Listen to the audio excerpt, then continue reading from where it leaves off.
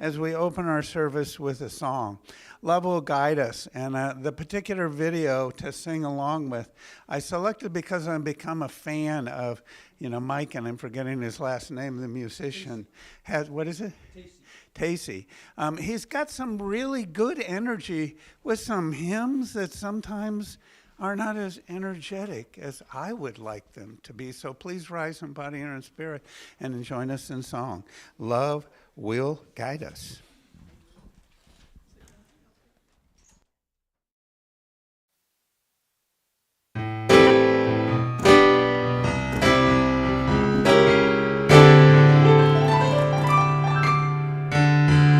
Love will guide us, Jesus guide us, open silence will lead the way on the road from greed to giving.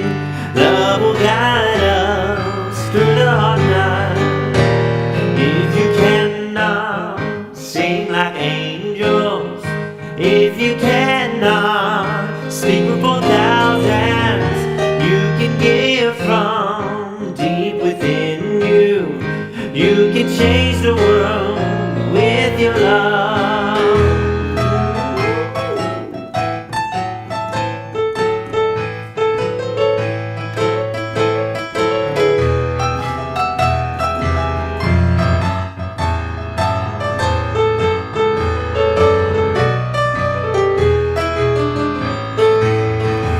Love will guide us, peace silence, open silence, really the way on the road from greed to giving. Love will guide us through the night. Love will guide us through the night.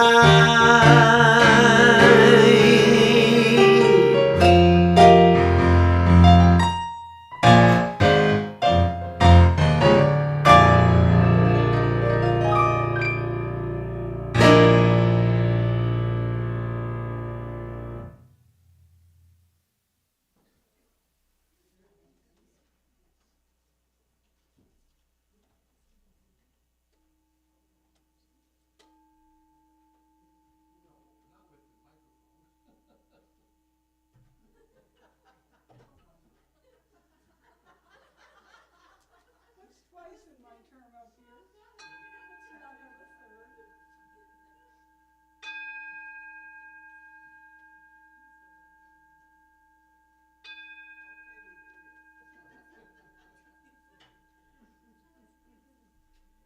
Good morning. Good morning. That was done by Lorraine Fifield, and it's very nice to meet you.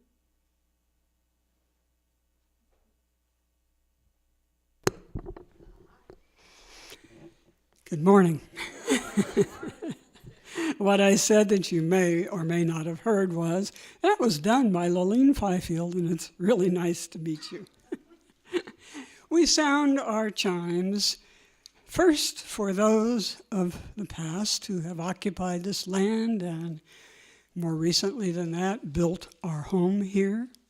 And the second time for those who are here now, that would be you, carrying on our faith, carrying on our home, improving our home. And the third time is for those who will come. So we make a home that others will follow and enjoy and love as much as we do. We want you to know here that we welcome you to the service, the conversation, no matter who you are, what you believe, what you hold as truth. We want you to be yourself, whatever that self is, and join in with us in ways that you are able so that we can become together a congregation.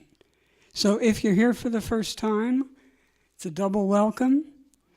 If you're here on Zoom, hi, and we're so very glad that you are here. The first thing we're going to do today is a little different. We're going to pass baskets for the fish pantry. These baskets collect food and money for fish, which is a major pantry that has been served by many churches, including us, for many years. And your food and any money given, I promise you, will benefit those who truly need. And as the baskets are going around, just a little reminder, if you plant a garden in the summer, fish always appreciates your fresh vegetables and fruit.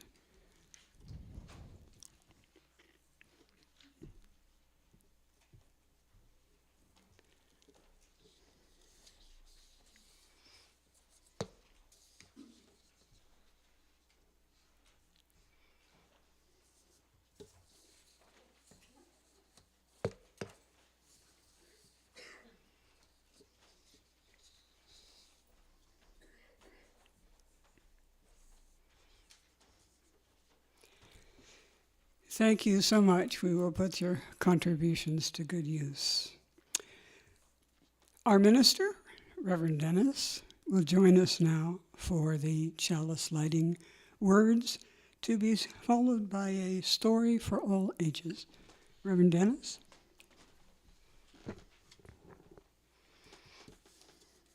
The words from our chalice lighting this morning are from Elizabeth Tarbox. And so I say, ours is a story of faith and hope and love.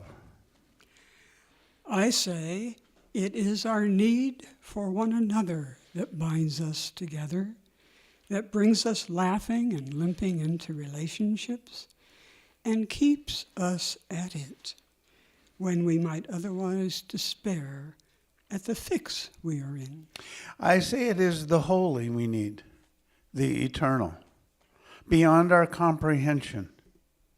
And one place we can find it is here, working and worshiping together.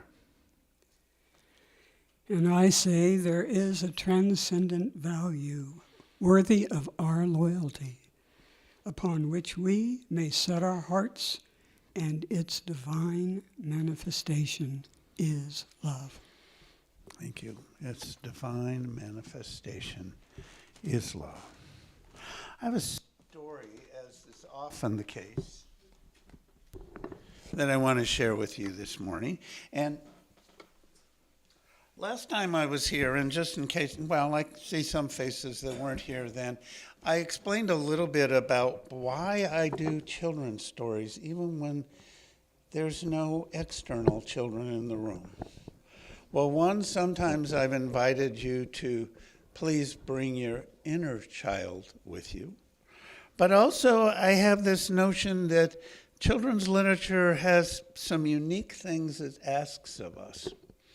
One is to slow down a little bit, and to take a little more time to be a titch more contemplative as we listen to words that are shared.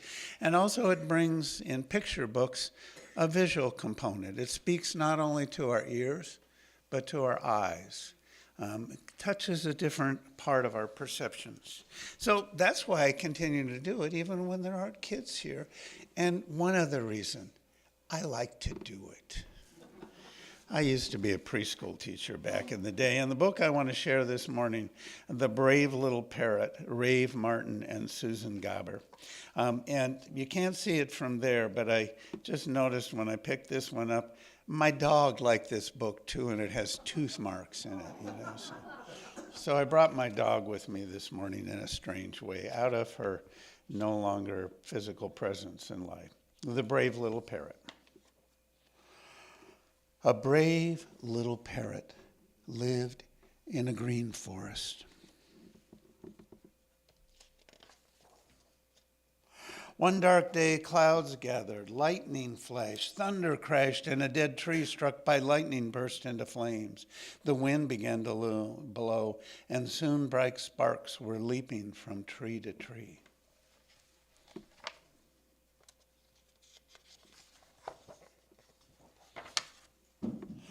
Fire, called the little parrot, smelling the smoke. Fire, run to the river. Then flapping her wings, she flew swiftly toward the safety of the river shore. After all, she was a bird and could fly away. But as she flew, she saw below her many of the forest's great trees wreathed in flames. She saw that many animals were trapped by the fire with no way to escape. Suddenly, a desperate idea, a way to save them, came to her.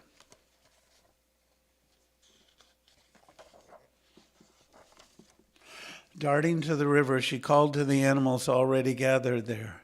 Elephants, please fill your trunks with water to spray on the flames. The rest of us can dip our bodies in the river. We can carry water and cup leaves, too. Let's work together to save the forest and our friends.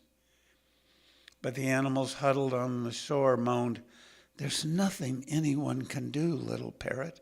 It's too late." "It's true," coughed the cheetah. "Fast as I am, the flames are faster." "And powerful as we are," trumpeted the elephants, "we can't charge through flames." "It's hopeless," the animals agreed.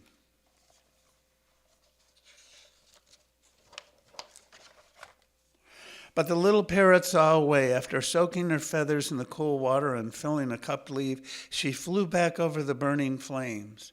Flames leapt at her. Fierce heat struck and thick smoke coiled.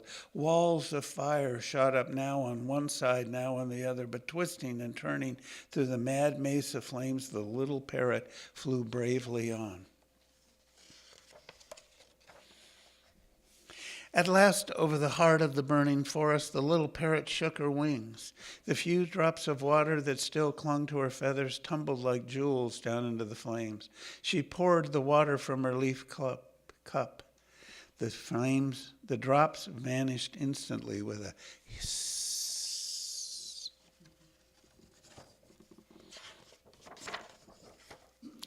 Then the little parrot flew back to the river. Once more she dipped her body and wings in the cool water and filled another leaf cup. "Stay with us, little parrot," pleaded the gentle deer. "Don't go back into the fire." "Yes, stay," roared the mighty tiger. "A few drops of water can't save a burning forest." "It's too late," cried all the animals. "Be safe here with us." "But it might be possible," panted the little parrot, "so I'll try." And once again she flew over the burning forest, shook her wings, and let those few glittering drops of water fall. Hiss.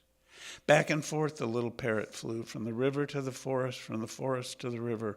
Her eyes burned red as coal, her feathers were charred, her claws cracked. She coughed and choked, but still the little parrot flew on.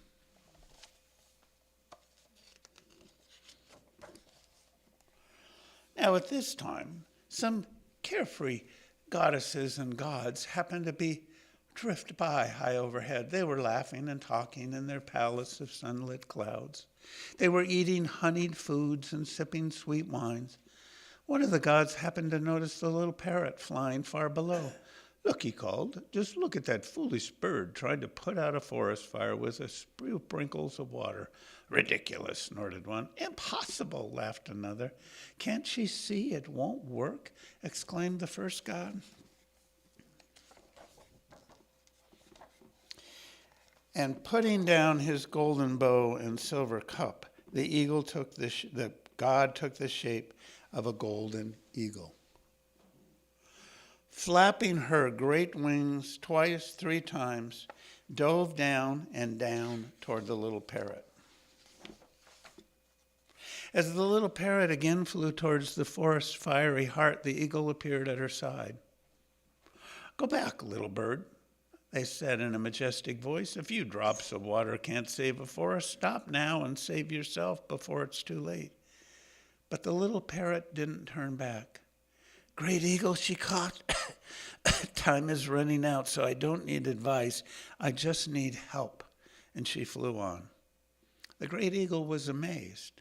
For each instant the heat grew fiercer. He flapped his wing and rose up and up into the cooler air high above. Far below him now he saw the little parrot flying bravely on.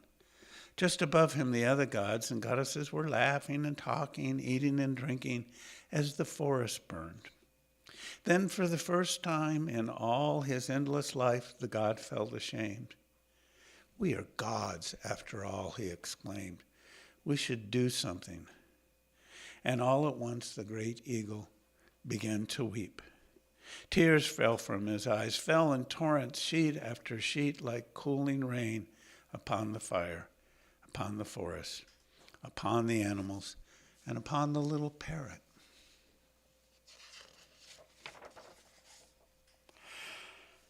What was this? Wherever those tears fell, the flames went out. Glistening tears dripped from the burned branches and soaked into scorched earth. The forest became quiet and still. Then wherever those tears touched, new life burst forth. Green grass pushed up from amongst the still growing cinders. Blossoms opened, leaves unfurled.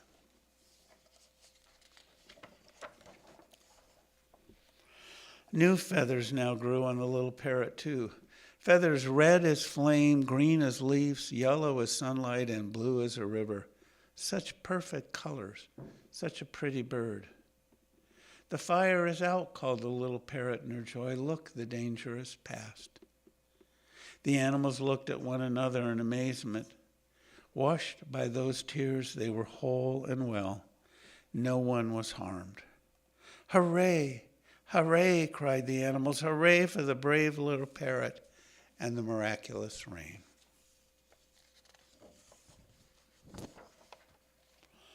Overhead in the clear blue sky, their friend the little parrot was looping and soaring in delight. She had done all she could, and somehow it had saved them. Somehow.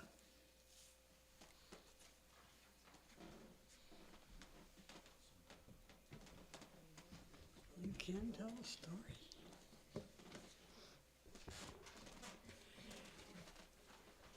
It is at this time in our service where we do what we call the Circle of Life. The Circle of Life is an opportunity for our congregants to share meaningful joys or concerns or happenings in their lives, and to do so with all of us. You may, however, choose in doing so to do it silently. We ask that if you have something to share, that you form a line across the side and beginning across the front. I'll have a microphone with me, and if you choose to share your joy or concern with us, the microphone is here and the candles. And if you choose to light a candle silently, we understand.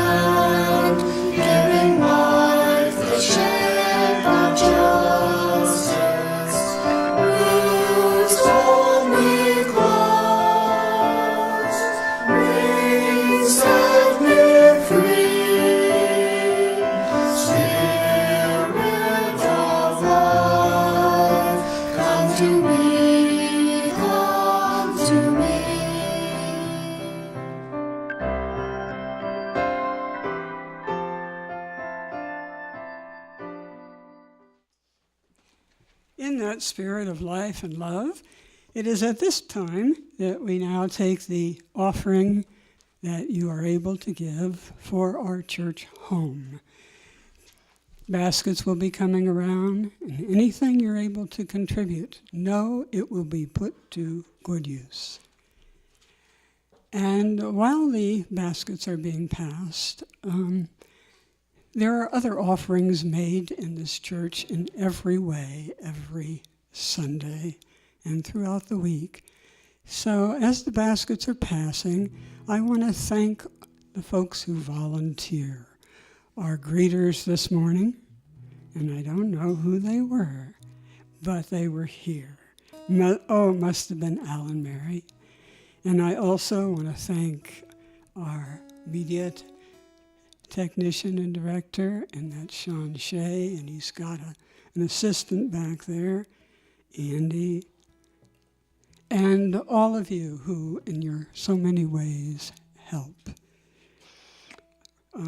Sean's going to play a little bit during the collection of the offering, and after that, he and Susie will be joining for one of his original songs entitled Revolution of Compassion, written by Sean Shea. So the offering coming in baskets. And I think we can go ahead and sing From You I Receive as we do it, as we give and receive. From you I receive, to you I give, together we share, and from this we live. From you I receive, to you I give, together we share, and from this we live. From you I receive, to you I give, together we share, and from this we live.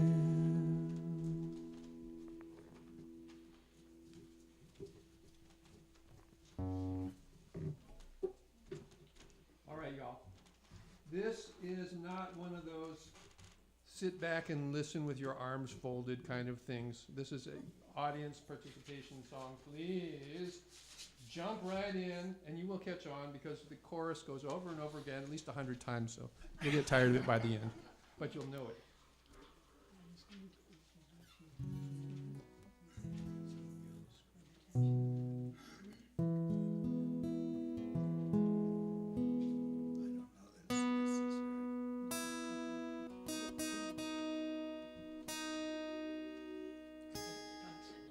There you go. And feel free to make up one of those weird harmonies.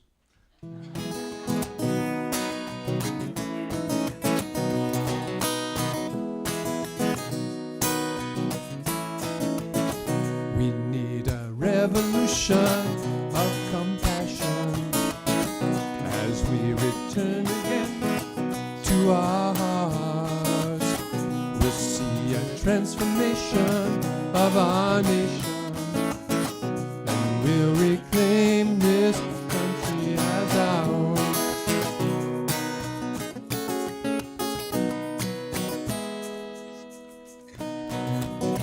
We must respect our Mother Nature. The earth sustains our every breath.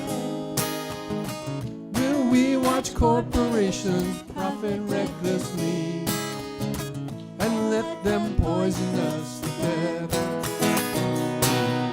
Revolution of compassion as we return again to our hearts. We'll see a transformation of our nation, and we'll reclaim this country as ours.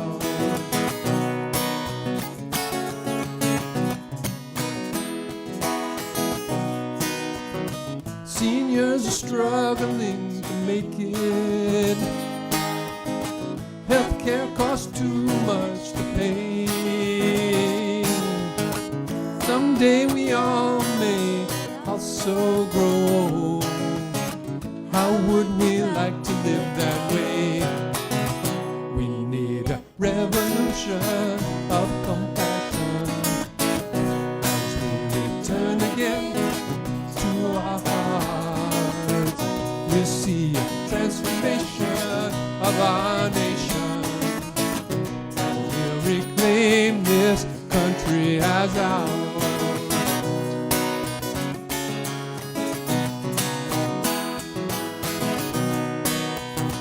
Growing up as poor folks of color, hope for the future looking dim. Upward mobility seems such a distant dream due to a different shade of skin. We need a revolution of compassion. We return again to our hearts. Transformation of our nation, and we'll reclaim this country as ours.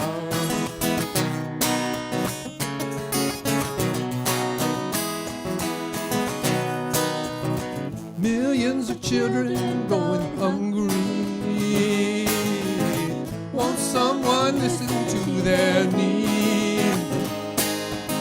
A handful of billionaires are stashing it away. Seems there's no limit to the greed.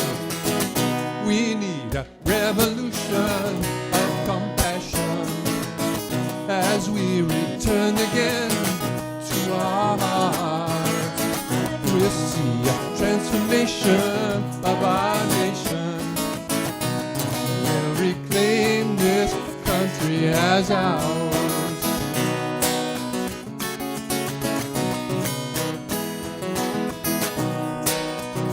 Let's take a moment to be thankful. If we have shelter for our bed, Lord, have mercy on our brother outside who has no place to lay his head. We need a revolution of compassion as we return again to our hearts. We'll see a transformation of our nation, and we'll reclaim this country as ours.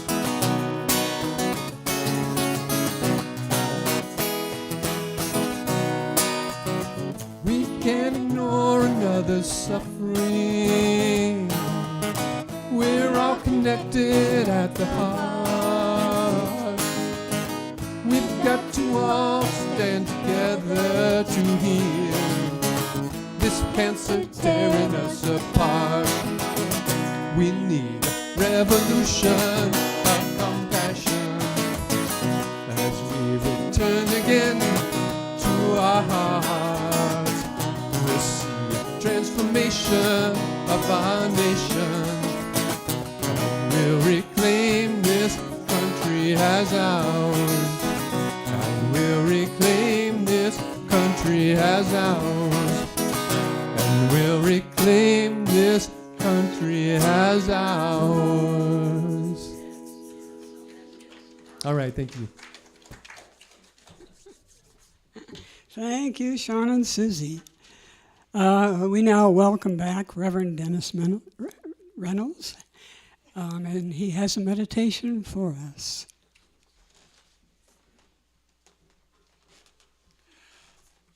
Sometimes we need to ground ourselves, as Sean's lyrics spoke to us, to return to our hearts.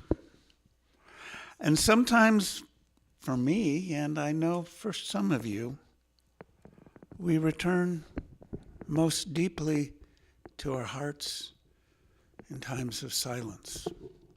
Whether those are silent times out of doors, in your own yard or garden, or in the beautiful forests that surround us and are at threat of fire. And sometimes most profoundly, it's when we gather together as a community of seekers and simply breathe together. So I invite you to just take some time in silence, breathing in, acknowledging, yes, I'm breathing in, breathing out. I am indeed breathing out, in and out, together.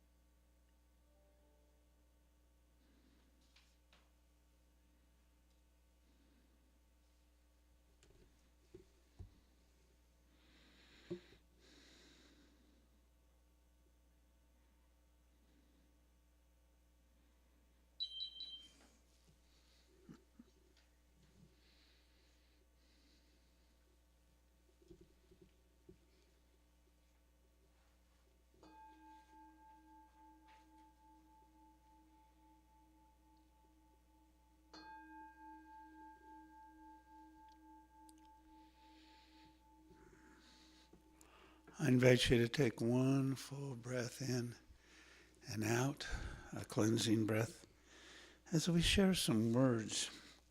The reading we're going to share today, poem Love Relentlessly by Diana Butler Bass, was a gift I received at a gathering I'm part of regularly, a group called Interfaith Earthkeepers, and a ministerial colleague brought this poem, Love Relentlessly, to that group, and I share it with you.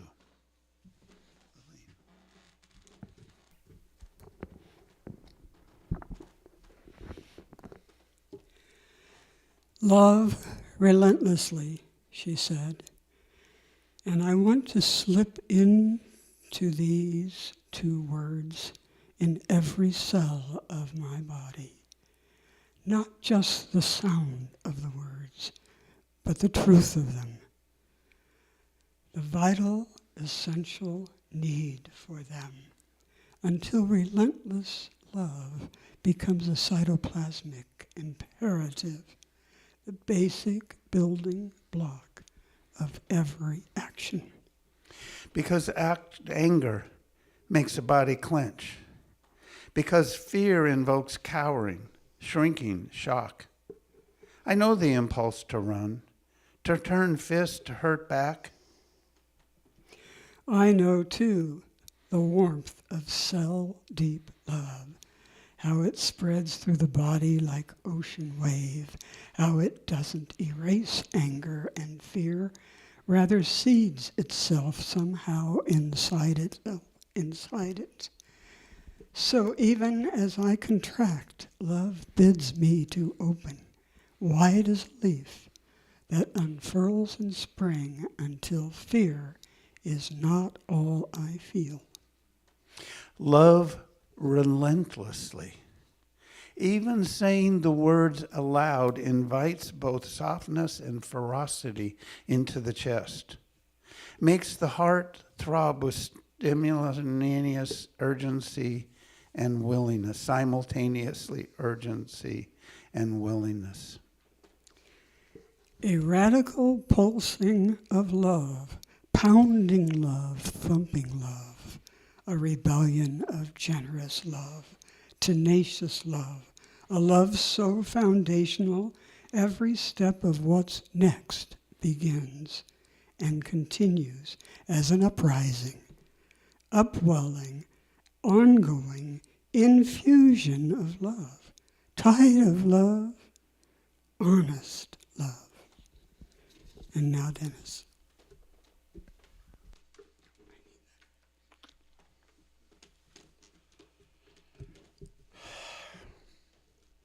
Thank you, Lillian, and thank you, Butler Bass. Now, in the last few months here, I've lifted up some themes of resistance. I talked about rest as resistance and tenderness as resistance, and this morning I'm going to talk about love as resistance, and I want to invite you to take a look at the photo on the cover of your order of service. I sent this to Genevieve and asked her to share it so that you could see it all too.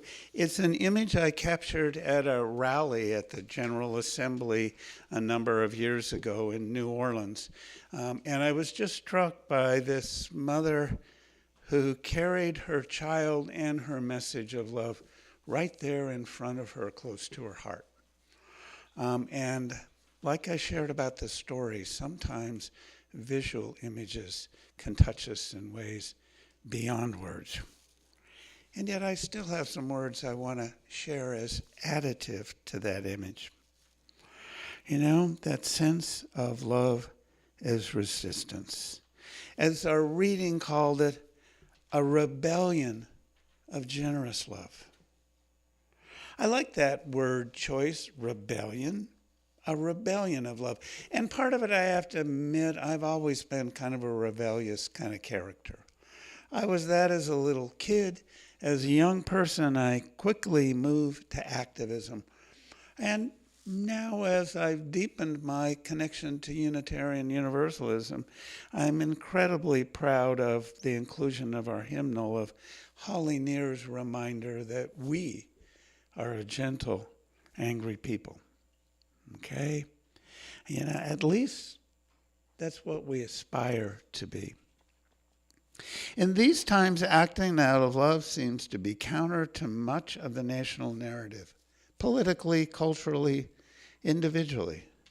Too often we can get caught up in thinking about and hearing about what we hate rather than what we love. The writer David Wells Wallace suggests that some of that divisiveness is related to the not so long ago COVID pandemic and the changes it made that still shape our contemporary realities. He wrote, "We tell ourselves we moved on and hardly talk about the disease or all the people who died or the way the trauma and tumult have transformed us. But COVID changed everything around us. We became hyper-individualists, circles of one. It deepened our sense of resentment and of fear. Fear of the other, fear of contagion, fear of limitations in our ability to do whatever the frig we wanted to do. We moved more than ever during that time into our own bubbles. The article is accompanied by, again, a visual image that I found incredibly moving. It's a low elevation aerial shot, of a park. Just this beautiful meadow with circles in the park, no doubt 6 feet in diameter, and each side circle housed an individual join a day in the sun, each within their own one-person bubble.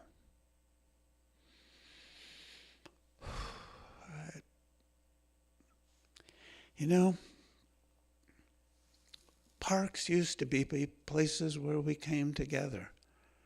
And I hope in time they become inclusive circles of love.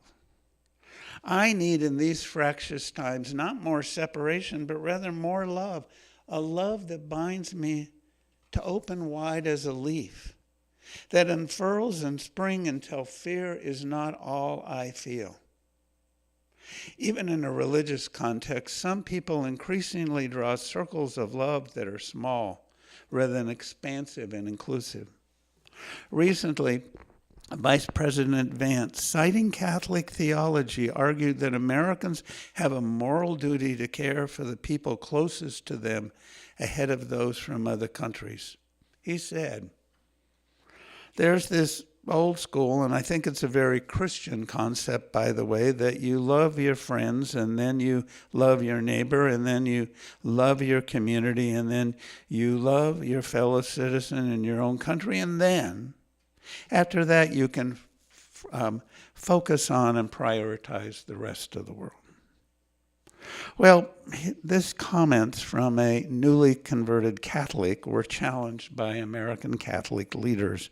Jesuit Father James Martin responded, Jesus' fundamental message is that everyone is your neighbor, and that it's not about helping just your family or those closest to you. It's specifically helping those who seem different, foreign, others. They are all our neighbors. The Pope also challenged Vance's view of Christian teaching and has called for greater compassion and love, has been openly critical of the Trump administration's immigration policies. We offer blessings for him in his slow but now appearing to be recovery. I remember one of my seminary teachers noted that Jesus' most radical messages was that love is more important than law, and that inclusion is an expression of such love. Our Universalist faith, which grew from Christian notions of an all-loving God, offers us a view of circles of love that embrace and welcome all. Our Unitarian Universalist beliefs are articulated in our association's bylaws. They offer a counterculture narrative, a different way of being, a way or ways of being in beloved community. Now, first we have our UU principles. We've long lifted up this list of principles as central to our faith, though we are careful not to call it a creed, which would be something we ask you to offer allegiance to pledge to support it. They hang here on the wall above the chalice, and they are referenced in the bylaws of this congregation, though we do not often actually read them. So let's do that today. I know we've got gray hymnals out there.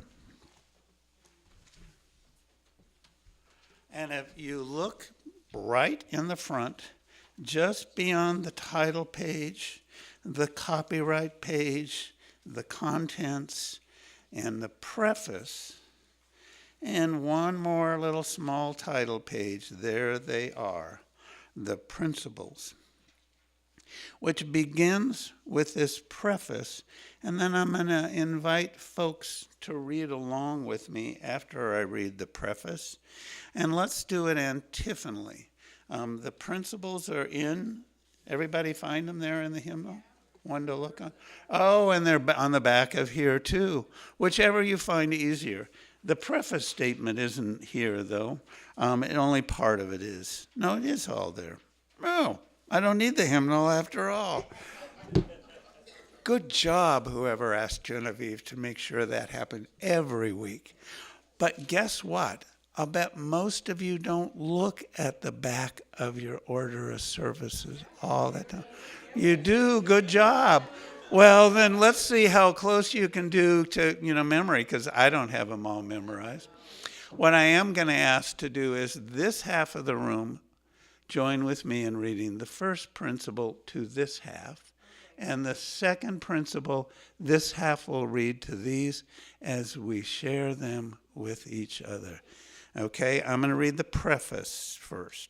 We, the member congregations of the Unitarian Universalist Association, a covenant to affirm and promote the inherent worth and dignity,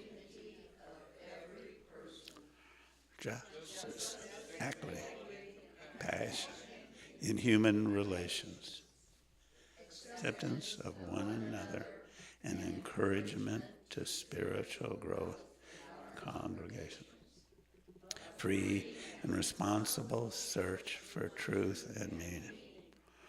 The right of conscience and the use of the democratic process within our congregations and in society at large.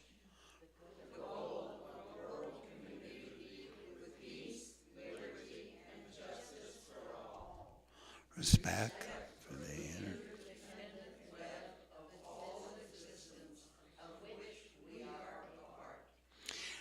Of which we are a part.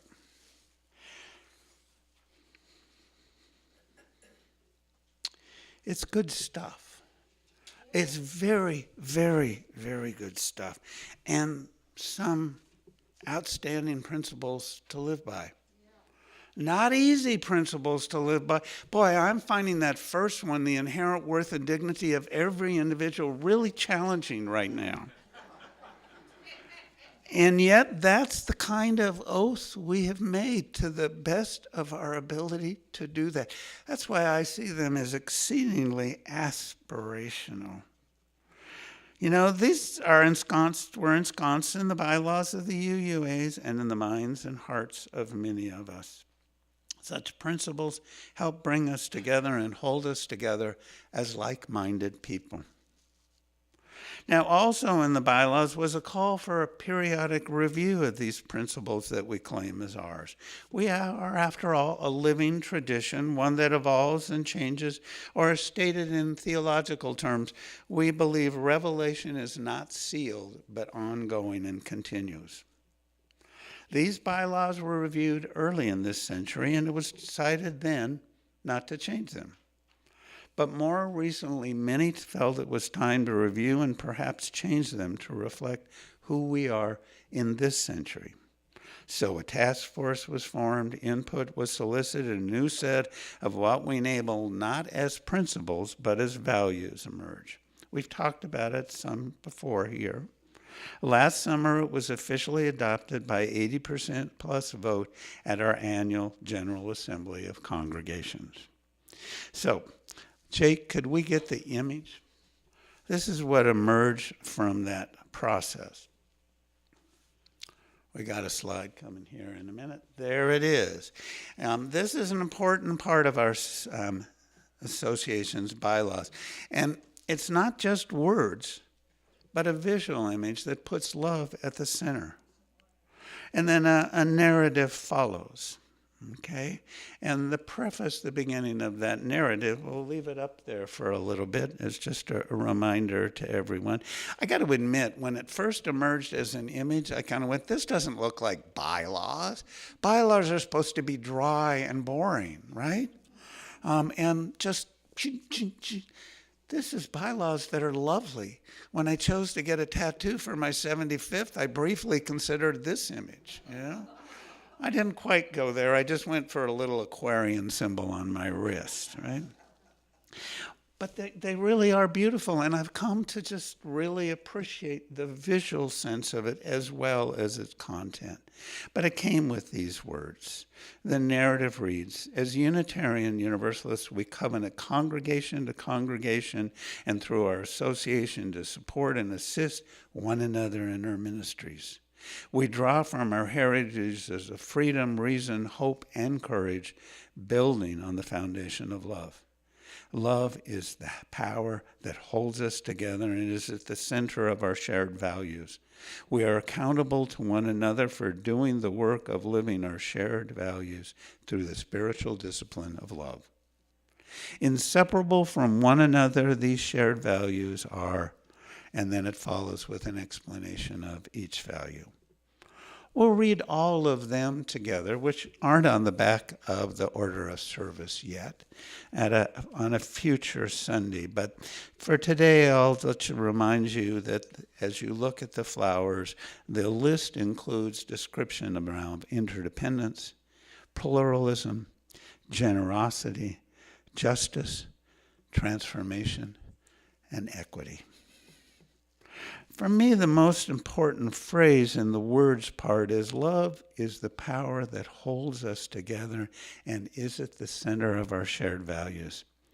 We are accountable to one another for doing the work of living our shared values through the spiritual discipline of love, spiritual discipline. Living into such love is often hard work, but it's the most important work we can do in the world. I see these words that bind us together, They bind us together as like-hearted people. We strive to be like-minded, but more foundationally, like-hearted. To help us remember the whole list of how we make love real, some folks have mixed up the original order a bit and crafted an anagram for these various images. It's jet pig. Yes, jet pig. Silly, I know, but it does help me to remember the whole list. Justice, equity, transformation, pluralism, inclusion, and generosity, right? Covers all the letters. Initially, like I said, I had a hard time with it, but now I'm really enjoying and getting into JetPig. In fact, I found online that one of our congregations in Vermont has designed and sponsored T-shirts. I've ordered one, so hopefully it'll be here next month when we talk some more about these and I can model for you my JetPig T-shirt. Today, though, rather than taking a look at that whole list in the interest of a reasonably not too long service, I want to focus on just one letter, that G in JetPig. G's for generosity. The written description for that value reads, "Together we covenant to freely and compassionately share our faith, presence, and resources, because it is our generosity that connects us to one another in relationships of interdependence and mutuality. As you sing here every Sunday, from you I receive, to you I give." We are able to continue as a community because we are generous to each other. We give not out of obligation, fear of damnation, or any kind of guilt, but as a choice we make to be in mutually supportive covenant with one another. We seek to be generous in so many ways. Generous of spirit, assuming the best intentions from each other. Generous with time, with hours and hours of unpaid volunteer time, this place would simply not function. Volunteers opened the doors this morning, turned on the lights, started the coffee, and arranged for and helped plan this worship service. Later today, a cadre of dedicated members will meet as your board to take on the business of managing the whole operation. Volunteers do much of the ongoing maintenance. Volunteers help feed you at events, and much, much more. Volunteers, however, do not do it all. One of my regular volunteer commitments in my home church in Eugene is to serve on the grounds crew, which means every Tuesday morning a group of about 6 to 8 of us go there to weed and mow and prune and plant. Here, because you're a smaller and somewhat older congregation, you pay a landscape company to care for your grounds. You're beginning to hire a handy person to deal with some of your maintenance needs. You hired painters to repaint the interior. You also recognize that you need some technological skills to manage the sound and Zoom at all on Sunday mornings, so you hired Jake. You want regular music, so you book Sean as a professional musician, and he brings Susie along as a bonus, right? You also wisely know you need professional skills in the office, so you hire Genevieve as your office manager. You also contract with a rental management firm. Some changes maybe in the offering of who and how that's done. Donna does your book, and she and I and other professional ministers are up here on Sunday mornings. And you've contracted with me as a ministerial consultant. You know, the reality is the things we need to pay for increase as we age, because we cannot do what we once did. I wish that were not so, but I found it more true each year. 5 years ago, when I moved into my house and all around it was just mud, I schlepped lots of wheelbarrows full of mulch and lots of soil into my back garden. Wheelbarrow after wheelbarrow after wheelbarrow load. Well, those beds are due for renewal, and the task is now beyond me, so I'll need to pay a younger back to help me. I need to spend more money for lots of things I used to do myself. The same is true at church. The needs here are not as daunting as they would be because of some incredible acts of generosity. Those who gave to buy land years ago, land that appreciated enough to buy this land and this sanctuary, gave a gift that keeps on giving. The donors who created and have funded the endowment fund also assured a better future. In many ways, that future is now. In addition to those things, careful stewarding of your rental will offer future options. And Betsy Halloran's incredible generosity will help you make additional wise investments in facilities and in ministry. I personally was so moved by her example is that my wife Suzanne and I are amending our will to leave 10% of our estate to our home church. My kids will be just fine with 90% invited amongst them, right? Generosity here has been abundant, and to keep things moving forward, we still need a generosity of time and treasure from all of you. Now, the process of asking for your annual pledge of support will begin soon. I recognize all too well there is a broad range of abilities to give, both in volunteering and in money. Some can refurnish stairs and replace toilets. Some cannot. Some can give more money than others are able to give. I know all too well that giving money to our church can be challenging when we're on a fixed income. At my house, our current pledge contribution to the Eugene Church is a bit more than 2% of our gross income from Social Security and my pension. It is the largest contribution we make because it's the most important to us. 2 to 2.5%, by the way, is a figure the UUA has suggested people consider trying to give. We hope each of you, as you acknowledge how much this place means to you, all of this, the place, the people, the programs, all of this means to you. Give as generously you can. Just not just how much is, I can do that easily, but give till it stretches you a bit. Because when generosity stretches us, it does the magic of stretching our hearts. We know we receive so much from being a community with like-minded and like-hearted people. We also know that what we give at church multiplies. We give of time and treasure because we love this community and all it does and all the principles and values that it stands for. We give not out of obligation, but appreciation and out of love. It's like that Melvina Reynolds song, Magic Penny. Love is something when you give it away, give it away, give it away. Love is something when you give it away, you end up having more. It's just like a magic penny, hold it tight and you won't have any. Lend it, spend it and you'll have so many. They'll roll all over the floor. Let's do the chorus together. Love is something if you give it away. Give it away, give it away.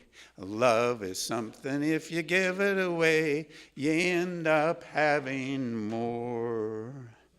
Let's give it away, friends.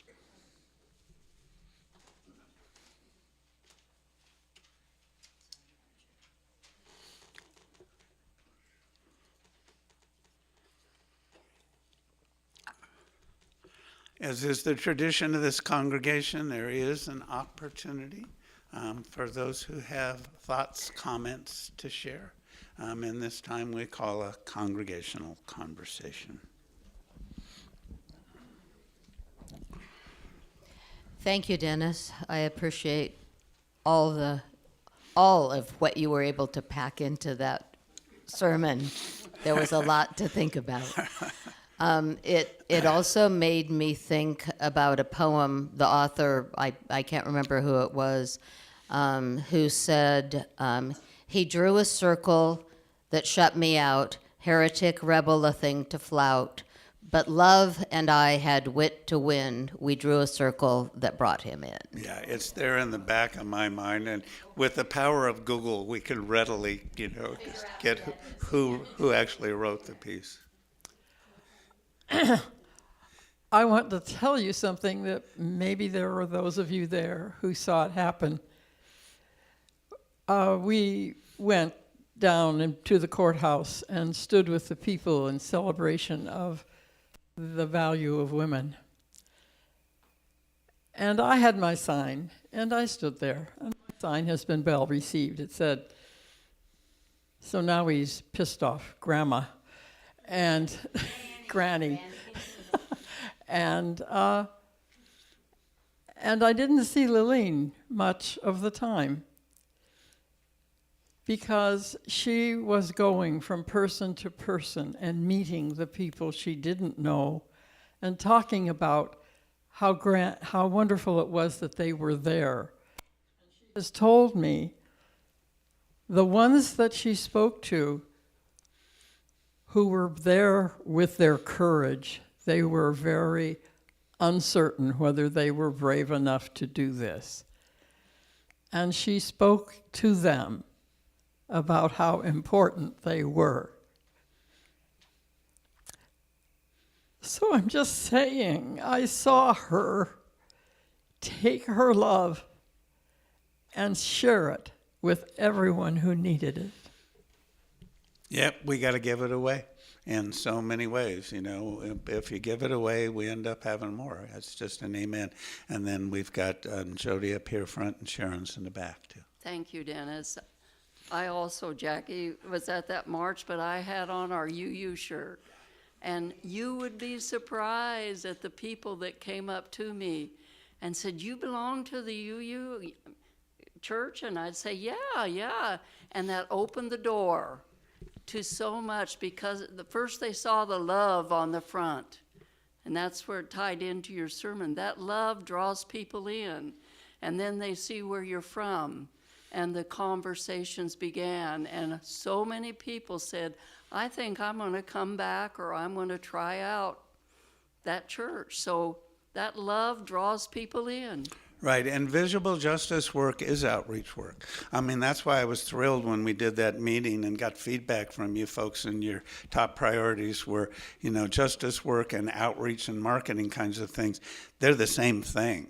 About being visible, about showing up and showing up visible. My own experience, I went to the President's Day March in Eugene, and I was wearing my stole, the one that has that same Side with Love emblem on it, and people kept commenting on it, and this group came over and says, what's that? And I told them, I'm a clergy person, Unitarian Universalist. Come stand with us Quakers. We'll all be loved people together.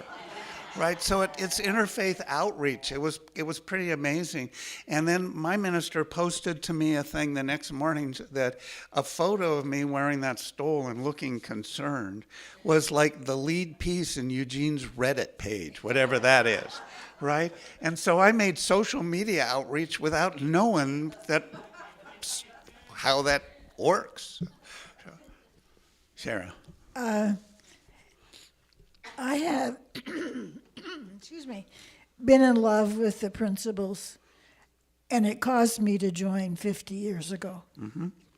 And I do look at them, and I do think about them, because they really are a part of me. If anything could define me, I would hope it would be our principles. As you know, I am less enamored of the flower. And it's not that I don't believe love is the center, because I do. And I think generosity is part of that love. Mm-hmm. you just can't have one without the other. I mean, it just isn't going to happen. I'm a little leery about connecting it up with money. I mean, I know we're capitalists and all that, but, you know, part of me just feels a little uncomfortable. But I really do appreciate your sermon today, and I very much appreciate that you did My Beloved Principles. Thank you. Right. You know, and I mean, that's one, Sharon, I hate to add to board agendas, but I'm hoping before the year is out, the board consider how they might want to respond. And some suggestions may come from congregation about the fact that these principles are no longer the bylaws of the UUA. Many congregations are saying both the values and the bylaws are central to who they are as congregations. So that's an option. I know a colleague of mine, when this was being debated in the UUA pre-General Assembly, was suggesting, can we establish a process that somehow formally references archives? And not just, you know, there's a theological word, supersessionism, which means beliefs that came before, we're just going to discard them because this is the new and better. And we lose so much when we don't hang on to all. The traditions that ground us in the new thought, the innovations that make us, what I contend, what makes us a living tradition, is we're not stuck with the Winchester principles of universalism from 1857, you know, or, you know, because some creeds and creedal faiths have that kind of history. So I'm a both Andean, you know, so other folks who have comments who want to share, there we go. There's I'm a both Andean too. This Wednesday, the group Art Connection is going to be meeting here to have some lunch and then come up. And the artist of this show here is going to talk about her art. And I'm also going to talk a little bit about what UU is and how I got to be here. Mm-hmm. So I'm going to be both and I'm going to read the principles and talk about them because they are my values. So right. Yeah, you know, and now we've got a different. Outreaching. Yeah, I hope you know, and nudge me if I don't remember to send you a link to the values in principles, which are readily accessible on the UUA webpage. You could share both of those when you share them with folks of who we are and who we aspire to be in this century was kind of the sense I had to come to. And quite frankly, I found lots of younger people accepted this image a lot more readily than I did. And I had to kind of sit with some of those people. You know, and like I said, Sharon, you and I both semi-joked about getting it as a tattoo. You know, it's a beautiful image, so any rate. Okay, let's keep practicing. You know, it's a practice of living into our aspiration, and it's really hard work. Lillian, we've got a couple of hands in the back still. Sharon, I'm going to ask we hear from people we haven't heard from.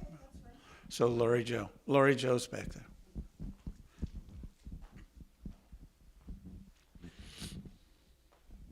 I am Lori Joe. I'm a talkative one, so I'll go into a store and just talk with whoever's standing in line or in the aisle looking at frozen goods and just say, oh, that's a lovely blouse you have or whatever. And sometimes the conversation leads to, so what do you do here, or what are you involved in? And I say I'm a part of the congregation of Umpqua Unitarian Universalist.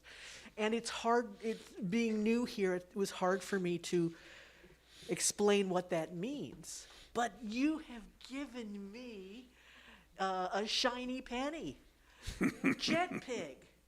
And even if I start with the G at the end, I can go, you know, the U here, it's about generosity, and then the I is inclusion, and then I can go backwards from there, and I can start from there because I've just been picking something and expounding on that, but Jet Pig, somebody may be able I to. know. I know. That's the same sense I had. It helps me remember. If it's silly, but it has that effective process of helping me remember, then I'll go with that too. Even just as I'll go with the visual symbol. There's a whole workshop that the UUA has developed around when you encounter somebody and you get that question, "What the heck is Unitarian Universalism?" To prepare your elevator speech, what you might say, if you just have the time for an elevator ride or standing in line at the grocery store. How do you articulate your values?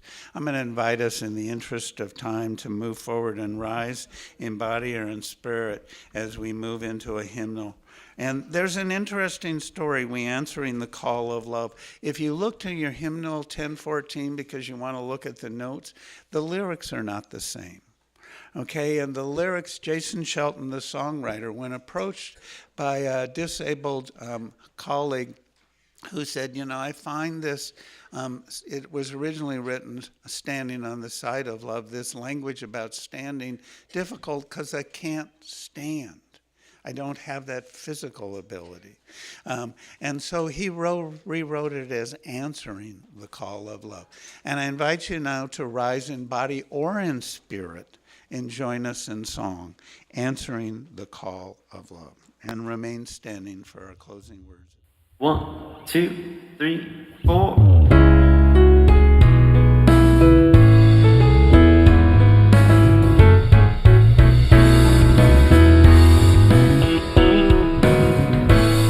The promise of the Spirit,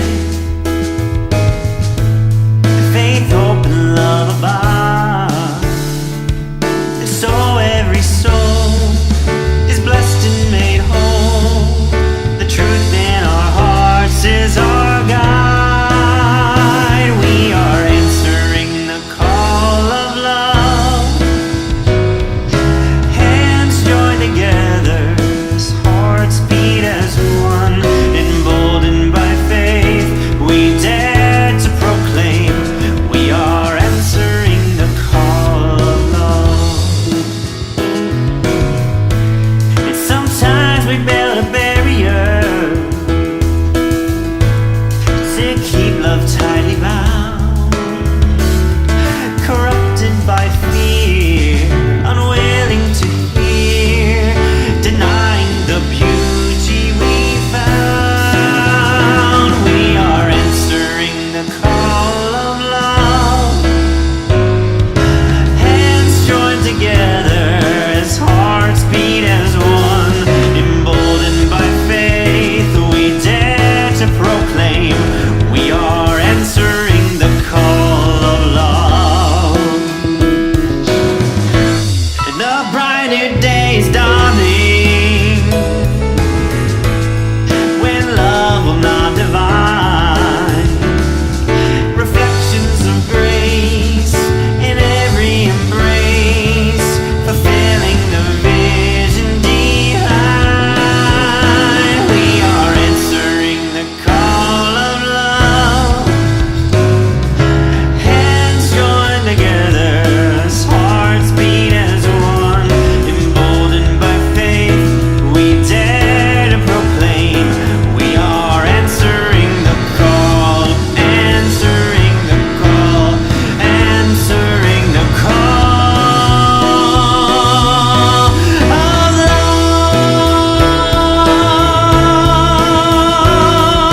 Hands joined together as hearts beat as one. Emboldened by faith, we dare to proclaim we are answering the call of love.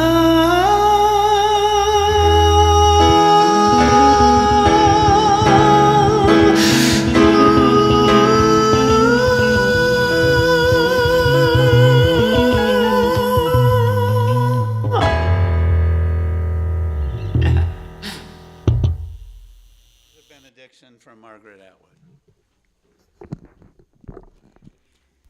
Every time a gift is given, it is enlightened and regenerated, through the new spiritual life it engenders, both in the giver and in the recipient. Salam, shalom, amen, and blessed be. Thanks for saving me. We have a little song, and we hope that you'll feel comfortable, either holding hands or touching shoulders, as we make a circle together around the congregation and take our message out to the world with Go Lifted Up.